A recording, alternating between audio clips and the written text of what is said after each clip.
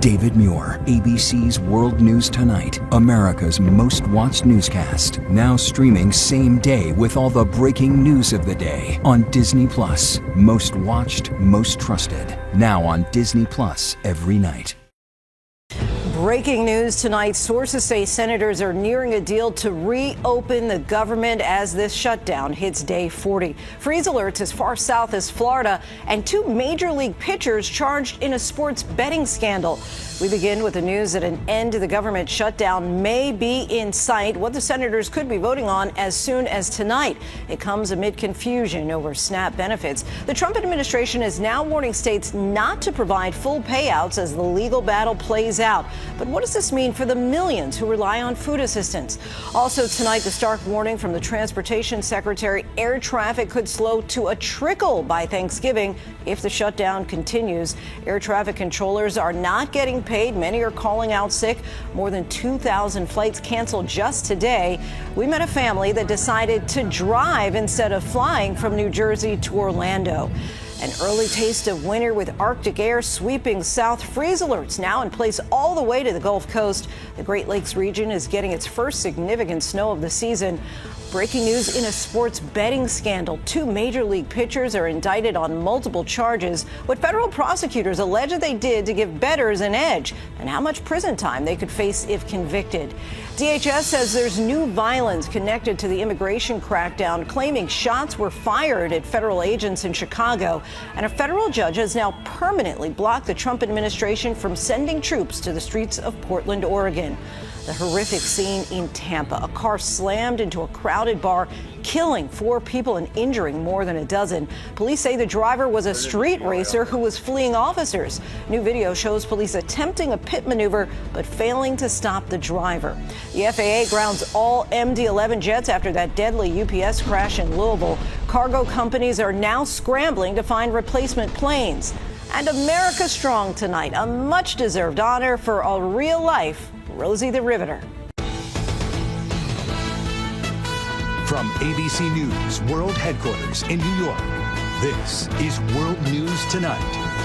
Good evening, everyone. Thanks so much for joining us on this Sunday. I'm Lindsay Davis. We begin tonight with breaking news on Capitol Hill as the longest government shutdown in U.S. history enters its 40th day. A deal to end it may be in reach. A Democratic senator told ABC News that they will likely have enough Democratic votes to pass a Republican bill extending government funding into the new year.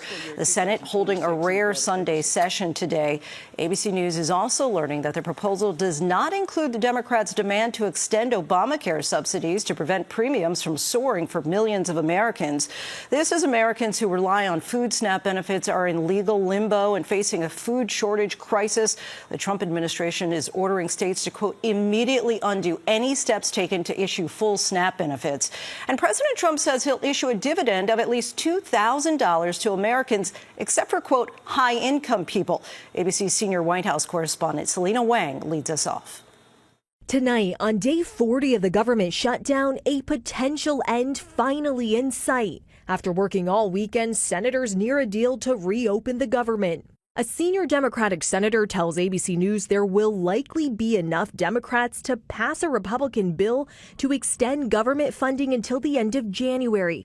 Multiple sources tell ABC the deal does not include Democrats' key demand to extend Obamacare subsidies so premiums don't skyrocket for millions of Americans. Instead, sources say Democrats will only get a promise of a future vote on health care. Many remain skeptical, and any deal would need to clear the House as well. They're telling us they're going to cheat on an agreement, and we need, in whatever agreement we reach, to have some really solid guarantees in that legislation that they simply can't go and renege after it's done. Caught in the middle, 42 million low-income Americans who rely on SNAP food benefits. The Trump administration ordering states to immediately undo any steps taken to issue full SNAP benefits, threatening financial penalties if they don't comply. The order coming after at least 20 states, including Kansas, Pennsylvania, New Jersey, New York, and Minnesota, said they had started the process of issuing full benefits. Families in those states finding themselves once again in limbo, like Christina Morales, a mom in Connecticut who just received her SNAP payment, but now fearful it won't last. How much did you have left in your account? 23 cents. 23 cents. Yes. Were you choosing between feeding yourself or your kids? Oh, absolutely. I think that's what any parent would do. Last week, a federal court ordered the Trump administration to pay out those benefits, but they appealed, and Supreme Court Justice Ketanji Brown Jackson allowed the administration to pause those payments for now. Today, Trump officials claiming they can't legally dip into emergency funds to pay for SNAP. We're very glad that we found a way to get a lot of the SNAP money out, but it's really pushing the boundaries of the law. 23 cents remaining. That really puts it all in perspective. Selena, we know President Trump is now floating a new idea about direct payments to some Americans. What would that entail? Who would it include? That's right, Lindsay. The president says he wants to give $2,000 to every American except for high earners using money that the government has collected from tariffs. But a plan like that would likely need congressional approval. And today, Treasury Secretary Scott Bessent said he has not discussed it with the president. He also said the idea may be referring to tax breaks already in President Trump's agenda, Lindsay. Selena Wang from the White House. Thanks so much, Selena. Now to the travel disruptions and dread triggered by that government shutdown. U.S. airlines have canceled more than 2,000 flights today as the slowdown at some of the nation's busiest airports stretches into the third day, which, by the way, was the worst day of cancellation since the shutdown began. And the Secretary of Transportation warns this could all get much worse by Thanksgiving. Here's ABC's Faith Abube. Tonight, frustrated travelers at airports across the country forced to navigate long delays and thousands of flight cancellations amid a punishing government shutdown. 17-hour layover, so that's a whole day off of my vacation. Nationwide, more than 7,000 flights delayed Sunday and more than 2,000 flights canceled after the FAA ordered airlines to reduce 4% of flights at 40 of the nation's major airports. But according to Transportation Secretary Sean Duffy, the travel meltdown could get worse. As I look 2 weeks out, as we get closer to Thanksgiving travel, listen, I think what's going to happen is you're going to have air travel slow to a trickle. Duffy saying the airlines may have to cancel 1 out of every 5 flights if the shutdown doesn't come to an end soon. The FAA is struggling to staff critical air traffic control facilities that keep passengers safe. The workers have not been paid in weeks. At one point Saturday, 18 of the 22 air traffic controllers in Atlanta did not show up for work. Today, travelers still experiencing issues. I took an earlier flight. I was told that that might help avoid the flight being canceled. And take a look. Flight trackers showing these planes queued up for departure at Newark Airport, where the delays were over an hour. Those delays can cause flight crews to time out and cause a domino effect across the country. Amid the uncertainty, some travelers skipping the airports altogether. Deb Ostheimer and Harry Kleinman did not want to risk their Florida vacation, so instead, they started driving from New Jersey 2 days ago. We stopped in Richmond, Virginia, and then in Savannah, and now from Savannah to Orlando. And Lindsay, according to Airlines for America, 71% of flights delayed on Saturday were all because of staffing issues. And since the beginning of the shutdown, more than 4 million passengers have personally experienced travel troubles. Lindsay. So many hoping relief is in sight. Faith, thank you. Now to the weather, and millions of Americans are bracing for an early blast of winter, including plunging temperatures and snow. Lake effect snow blanketed parts of northeastern Wisconsin earlier today, with more than 5 inches of snow reported in some areas, and more wintry weather for parts of northern New York as snow and sleet moved over the area. Let's get right to meteorologist Danny Beckstrom from our New York station WABC. Hi, Danny. Give us a sense of how long this Arctic blast will last. Well, here we go, right? It's a quick cold shot, Lindsay, but it does pack a punch. Sub-freezing temperatures possible in parts of the southeast to start the work week. But tonight, let's start with the snow potential. Snow already falling in the Great Lakes, and it does look like it'll be a slick Monday morning commute from Chicago to Buffalo. Now, where the heaviest lake effect snow bands end up setting up overnight, up to a foot of snow is possible. That lake effect snow event continues through Tuesday. The Arctic air itself spreading south on Monday, with the coldest temps so far this season expected by Tuesday morning. Several several Gulf Coast cities see the potential for record lows. We're talking near the freezing mark in places like Baton Rouge and Jacksonville. When you factor in the wind, it will feel like teens and 20s for most of the East Coast Tuesday morning. Wind chills just in the 20s from northern Florida to New York City. But Lindsay, it does not last long. It's a quick rebound. It looks like highs are back near 50 in places like Chicago, Philly, and New York City by Wednesday. Oh, that sounds nice. Thank you, Danny. Now to that shocking headline from Major League Baseball. 2 pitchers for the Cleveland Guardians were indicted in an alleged sports betting scheme. Federal prosecutors say they rigged individual pitches that led to gamblers winning hundreds of thousands of dollars. How the players are responding tonight. Here's ABC's Morgan Norwood. Tonight, a stunning scandal shaking Major League Baseball. 2 Cleveland Guardians pitchers, Emmanuel Clase and Luis Ortiz, now facing federal charges in a sweeping sports betting and money laundering scheme. Federal prosecutors say the star players rigged pitches for cash, allegedly tipping off bettors about how they'd throw. According to a federal indictment, when the Guardians played the Mets in 2023, Clase told bettors his pitch would be faster than 94.95 miles per hour. Better I and several of the bettors won approximately $27,000, wagering that exact throw. Then as recently as June 27th of this year, the indictment alleges Clase and Ortiz collaborated on an alleged plot for Ortiz to throw a ball for his first pitch in the 3rd inning against the St. Louis Cardinals, all in exchange for $7,000 from a bettor. Prosecutors say Clase would even take the money and fund bets himself, in one case allegedly withdrawing $50,000. In all, the feds say the rigged pitches generated close to $450,000 in fraudulent winnings. Among the charges, wire fraud conspiracy, money laundering conspiracy, and conspiracy to influence sports betting contests by bribery. Ortiz arrested in Boston this morning. Clase not in U.S. custody. The 2 pitchers on paid leave tonight. This investigation comes just weeks after 2 betting scandals within the NBA and NCAA. Officials say they're not related. And Lindsay, both the MLB and Cleveland Guardians say they are cooperating with law enforcement. An attorney for Ortiz telling ABC News tonight his client is innocent and has never and would never improperly influence a game. Reps for Clase could not be reached. Lindsay? Morgan, thank you. Now to the chaos in Chicago as federal agents clash with protesters. Authorities are now searching for a suspect who allegedly fired shots at federal agents on Saturday during an immigration crackdown. ABC's Alex Stone has the latest. Tonight, violent clashes on the streets of Chicago.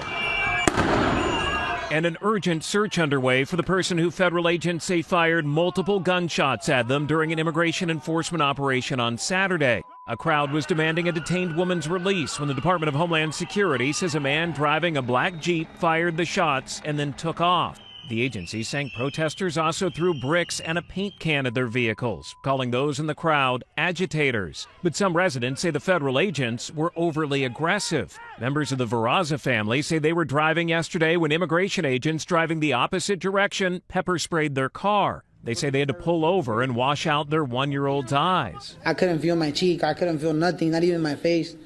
If my face was numb, now I imagine my daughter's face. And tonight in Portland, Oregon, a federal judge whom President Trump himself appointed to the court says a president had no lawful basis to federalize Oregon's National Guard and to send troops to Portland against the wishes of local authorities. In a 106-page ruling, Judge Karen Immergut finding the federal government exaggerated claims of violence in the city to justify sending in troops. There's a huge problem in Portland. I'll tell you what the problem is: crime. Portland's leaders admit there have been protests, violent at times, but they told the court those protests have been small and easily handled by police. His goal is to make Portland look like what he's been describing it as. And Lindsay, the Trump administration is asking the Supreme Court to overrule a lower court blocking deployment of National Guard troops to Chicago. The Supreme Court has not yet issued a decision. Lindsay? Alex, thank you. Now to that tragedy in Tampa, Florida. 4 people were killed and 11 others injured after an alleged street racer lost control of his vehicle. Police released surveillance video of the suspect that they say was speed racing with another car before slamming into a crowd outside of a busy bar. The suspect now faces multiple charges, including vehicular homicide. Here's ABC's Andrew Dimbert. Tonight, tragedy in Tampa, Florida, a community in mourning. A driver slamming into a crowd of people in Ybor City, a popular nightlife district, early Saturday morning, killing 4 and injuring more than a dozen others. I've never experienced anything where I've seen so many people get hit by a vehicle like that. and hurt and killed. Authorities say the driver, 22-year-old Silas Sampson, was street racing before the deadly crash. And tonight, new helicopter video from police showing officers trying to pull the vehicle over as it's speeding down the highway, exiting the interstate with officers in pursuit. Police attempting a pit maneuver, but the driver getting away. Moments later, losing control and plowing into a bar patio packed with people. They were out in Ybor having a good time, expecting to go home safely, and a careless, reckless driver takes everybody's lives.